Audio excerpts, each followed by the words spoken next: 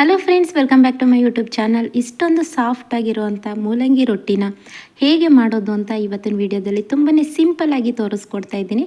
So ಇದಕ್ಕೆ ಬೇಕಾಗಿರುವಂಥ ingredients ಬಂದು ಮೂಲಂಗಿ ಮತ್ತು ಕ್ಯಾರೆಟ್, ಈರುಳ್ಳಿ, ಹಾಗೆಯೇ ದಪ್ಪ ಮೆಣಸಿಕಾಯಿನ ತುರಿದು ಇಟ್ಕೊಂಡಿದ್ದೀನಿ. ಸೊ ಪ್ರತಿಯೊಂದನ್ನು ಕೂಡ ಈ ರೀತಿ ಸಣ್ಣದಾಗಿ ತುರಿದು ಇಟ್ಕೊಳ್ಳಿ. ಇದಕ್ಕೆ ಬೇಕು ಅಂತಂದರೆ ನೀವು ಸಬ್ಬಸಿಗೆ ಸೊಪ್ಪು, ಕೊತ್ತಂಬರಿ ಸೊಪ್ಪು ಎಲ್ಲನೂ ಕೂಡ ಆ್ಯಡ್ ಮಾಡ್ಕೋಬೋದು. ಸೊ ನಾನು ಇವತ್ತು ತೋರಿಸ್ತಾ ಇರೋ ರೊಟ್ಟಿ ಬಂದು ಮೂಲಂಗಿ ರೊಟ್ಟಿ ಆಗಿರೋದ್ರಿಂದ ಇದಿಷ್ಟನ್ನು ಮಾತ್ರ ಆ್ಯಡ್ ಮಾಡ್ತಾ ಇದ್ದೀನಿ. ಸೊ ದಪ್ಪ ಮೆಣಸಿಕಾಯಿ ಬಂದು ಫ್ಲೇವರ್ಗೆ, ನೀವು ಮಕ್ಕಳು ಮೂಲಂಗಿ ತಿನ್ನಲ್ಲ ಅಂತಂದರೆ ಈ ರೀತಿ ಮಾಡ್ಕೋಬೋದು. ಸೊ ನೋಡಿ, ನಿಮಗೆ ಮನೇಲಿ ಎಷ್ಟು ಜನ ಇದ್ದಾರೆ ಅಲ್ವಾ, ಅಷ್ಟು ಜನರಿಗೆ ಅಳತೆಗೆ ನೀವು ರಾಗಿ ಹಿಟ್ಟನ್ನು ಹಾಕೋಬೋದು. ಸೊ ಇದನ್ನು ಕ್ವಾಂಟಿಟಿ ಕೂಡ ನೀವು ಮೂಲಂಗಿ, ಈರುಳ್ಳಿ ಎಲ್ಲನೂ ಕೂಡ ಜಾಸ್ತಿನೂ ಕೂಡ ಮಾಡ್ಕೋಬೋದು.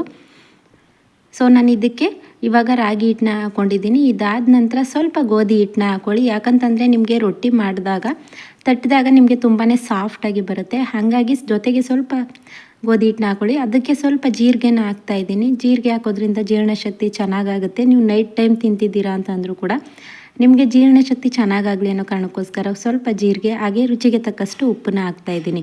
ಸೊ ಇದನ್ನೆಲ್ಲ ಸ್ವಲ್ಪನೇ ನೀರು ಹಾಕ್ಕೊಂಡು, ಚಪಾತಿ ಹಿಟ್ಟನ್ನು ಅದಕ್ಕೆ ಬೇಡ, ಇನ್ನೂ ಸ್ವಲ್ಪ ತೆಳುವಾಗಿಯೇ ಕಲಿಸ್ಕೊಳ್ಳಿ. ನೀವು ರೊಟ್ಟಿ ಹಿಟ್ಟನ್ನು ತೆಳುವಾಗಿ ಕಲಿಸ್ಕೊಂಡ್ರೆ ನಿಮಗೆ ರೊಟ್ಟಿ ಮಾಡಿದಾಗಲೂ ಕೂಡ ತುಂಬಾ ಸಾಫ್ಟಾಗಿ ಬರುತ್ತೆ.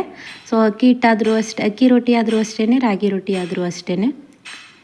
ಸೊ ನಾನು ಈ ಚಾನಲ್ನಲ್ಲಿ ಬ್ಲೌಸ್ ಡಿಸೈನ್ಸು ಹಾಗೆಯೇ ಬ್ಲೌಸ್ ಕಟಿಂಗು, ಸ್ಟಿಚಿಂಗು ಹೇಳ್ಕೊಡ್ತಾ ಇದ್ದೀನಿ. ಆದರೆ ಇದು ಟೈಲರ್ಗಳಿಗಾದರೂ ಕೂಡ ತುಂಬಾ ಉಪಯುಕ್ತವಾಗಿರುತ್ತೆ. ಡೈಲಿ ನೀವು ಈ ರೀತಿ ರೊಟ್ಟಿ, ಡೈಲಿ ಒಂದೊಂದು ತರಕಾರಿನ ಹಾಕ್ಕೊಂಡು ರೊಟ್ಟಿ ಮಾಡ್ಕೊಂಡು ತಿನ್ನೋದ್ರಿಂದ ಆರೋಗ್ಯಕ್ಕೆ ತುಂಬಾ ಬೆನಿಫಿಟ್ಸ್ ಇದೆ.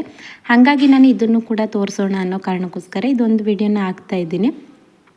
ಸೊ ಫಸ್ಟ್ ಟೈಮ್ ನನ್ನ ಚಾನಲ್ ನೋಡ್ತಾ ಇದ್ದೀರಾ ಅಂತಂದರೆ ಪ್ಲೀಸ್ ಚಾನಲ್ಗೆ ಸಬ್ಸ್ಕ್ರೈಬ್ ಮಾಡಿ, ಸಪೋರ್ಟ್ ಮಾಡಿ. ಇವಾಗ ಇದಿಷ್ಟನ್ನು ಕೂಡ ನಾನು ಇವಾಗ ತೋರಿಸ್ತಾ ಇದ್ದೀನಿ ಅಲ್ವಾ, ಇಷ್ಟು ತೆಳುವಾಗಿ ಕಲಿಸ್ಕೊಂಡ್ರೆ ನಿಮಗೆ ರೊಟ್ಟಿ ಅನ್ನೋದು ಕರೆಕ್ಟಾಗಿ ಬರುತ್ತೆ. ಇದನ್ನು ಒಂದು 5 ಮಿನಿಟ್ಸ್ ಅಷ್ಟು ನೆನೆಯೋದಕ್ಕೆ ಬಿಡಬೇಕು. ನೆನೆಯೋದಕ್ಕೆ ಬಿಟ್ಟು ಅದಾದ ನಂತರ ಇವಾಗ ತವಾನ ಇಡೋಣ. ಒಬ್ಬೊಬ್ಬರು ಒಂದೊಂದು ರೀತಿಯಲ್ಲಿ ರೊಟ್ಟಿನ ಈ ರೀತಿ ತಟ್ತಾರೆ, ಒಬ್ಬರು ತವಾ ಮೇಲೇ ಹಾಕಿ ತಟ್ತಾರೆ. ಸೊ ನಾನು ಈ ರೀತಿ ಮಾಡ್ತೀನಿ. ಸೊ ನೀವು ನಿಮ್ಮ ಕಡೆ ಯಾವ ರೀತಿ ಮಾಡ್ತೀರಾ ಅದೇ ರೀತಿ ಮಾಡ್ಕೊಳ್ಳಿ. ನಾವು ಈ ರೀತಿ ಬಟ್ಟೆ ಮೇಲೆ ಅಭ್ಯಾಸ ಆಗಿರೋದ್ರಿಂದ ಈ ರೀತಿ ಬಟ್ಟೆ ಮೇಲೆ ತಟ್ಟಿ ಹಾಕ್ತಾಯಿದ್ದೀನಿ.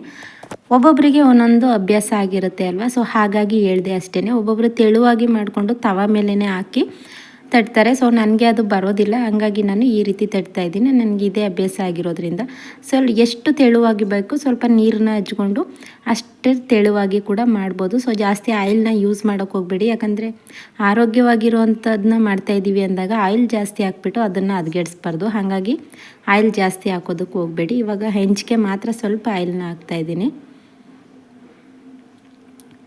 ಇದಾದಮೇಲೆ ನೀಟಾಗಿ ಬಟ್ಟೆನ ಈ ರೀತಿ ಎತ್ಕೊಂಡು ಹಾಕಿದ್ರೆ, ಬಟ್ಟೆಲಾದರೆ ನಾವು ಎಷ್ಟು ತೆಳು ಬೇಕೋ ಅಷ್ಟು ತೆಳುಗೆ ಹಾಕೋಬೋದು. ಸೊ ಅದಕ್ಕೋಸ್ಕರ ಹೇಳ್ತಾ ಇದ್ದೀನಿ ಅಲ್ವಾ. ಅದು ನಿಮಗೆ ಅದು ಅಭ್ಯಾಸ ಆಗಿತ್ತು ಅಂತಂದರೆ ನೀವು ಅದೇ ರೀತಿ ಮಾಡ್ಕೊಳ್ಳಿ. ಇವಾಗ ಸ್ವಲ್ಪ ಕ್ರಿಸ್ಪಿ ಆಗೋ ತನಕ ಮೇಲ್ಗಡೆ ವೈಟ್ ಕಲರ್ ಬರಬೇಕು, ಅದು ಬರೋವರೆಗೂ ಕೂಡ ಬೇಯಿಸಿ. ಆವಾಗ ವೈಟ್ ಕಲರ್ ಆದಮೇಲೆ ಅದೇ ಬಟ್ಟೆನ ಸ್ವಲ್ಪ ನೀರು ಹಚ್ಕೊಂಡು ಈ ರೀತಿ ಮೇಲ್ಗಡೆ ಹಾಕಿದ್ರೆ ಆಯಿತು. ಬೇಕು ಅಂತಂದರೆ ನಿಮ್ಗೆ ಆಯಿಲ್ ಹಾಕಿದ್ರೇ ಇಷ್ಟ ಆಗುತ್ತೆ ಅನ್ನೋದಾದರೆ ಸ್ವಲ್ಪ ಆಯಿಲ್ ಬದಲು ತುಪ್ಪನ ಯೂಸ್ ಮಾಡ್ಕೊಳ್ಳಿ. ಇಲ್ಲ ಅಂತಂದರೆ ಕೊಬ್ಬರಿ ಎಣ್ಣೆನೇ ಯೂಸ್ ಮಾಡಿ. ಕೊಬ್ಬರಿ ಎಣ್ಣೆ ಹಾಕಿದ್ರೂ ಕೂಡ ಅಷ್ಟೇ ಫ್ಲೇವರ್ ತುಂಬಾ ಚೆನ್ನಾಗಿ ಬರುತ್ತೆ. ಸೊ ಇವಾಗ ನೋಡಿ, ಇದನ್ನು ಕೂಡ ಈ ಕಡೆ ಸೈಡ್ ಕೂಡ ಬೇಯೋದಕ್ಕೆ ಬಿಡೋಣ. ಇದಿಷ್ಟೇ, ತುಂಬಾ ಈಸಿಯಾಗಿ ಮಾಡ್ಕೋಬೋದು. ಆರೋಗ್ಯಕ್ಕೂ ಕೂಡ ತುಂಬಾ ಒಳ್ಳೆಯದು. ನೀವು ಬೇಕಾದರೆ ಈ ರೀತಿ ಟ್ರೈ ಮಾಡಿ. ಹೇಗೆ ಬಂತು ಅನ್ನೋದನ್ನು ಕೂಡ ನನಗೆ ಕಮೆಂಟ್ ಮಾಡಿ ತಿಳಿಸಿ. ಫಸ್ಟ್ ಟೈಮ್ ನನ್ನ ಚಾನಲ್ ನೋಡ್ತಾ ಇದ್ದೀರಾ ಅಂತಂದರೆ ಪ್ಲೀಸ್ ಚಾನಲ್ಗೆ ಸಬ್ಸ್ಕ್ರೈಬ್ ಮಾಡ್ಕೊಳ್ಳಿ. ಸಬ್ಸ್ಕ್ರೈಬ್ ಮಾಡೋದ್ರಿಂದ ನಾನು ಯಾವುದೇ ಒಂದು ವೀಡಿಯೋಸ್ ಅಪ್ಲೋಡ್ ಮಾಡಿದ್ರೂ ಕೂಡ ನಿಮ್ಮ ಫೋನ್ಗೆ ನೋಟಿಫಿಕೇಷನ್ ಬರುತ್ತೆ. ಆವಾಗ ನೀವು ಕೂಡ ವಾಚ್ ಮಾಡ್ಬೋದು. ಇದರಲ್ಲಿ ಬೇರೆ ಬೇರೆ ವೆಜಿಟೇಬಲ್ಸ್ಗಳನ್ನ ಯೂಸ್ ಮಾಡಿ ಕೂಡ ರೊಟ್ಟಿನ ಮಾಡ್ಬೋದು. ಪ್ರತಿಯೊಂದನ್ನು ಕೂಡ ನಿಮಗೆ ಬೇಕು ಅಂದರೆ, ಇಂಟ್ರೆಸ್ಟ್ ಇತ್ತು ಅಂದರೆ ಕಮೆಂಟ್ ಮಾಡಿ. ನಾನು ಪ್ರತಿಯೊಂದನ್ನು ಕೂಡ ಯಾವ್ಯಾವ ವೆಜಿಟೇಬಲಲ್ಲಿ ಮಾಡ್ಬೋದು ಅಂತ ತೋರಿಸ್ತಾ ಹೋಗ್ತೀನಿ. Thank you for watching.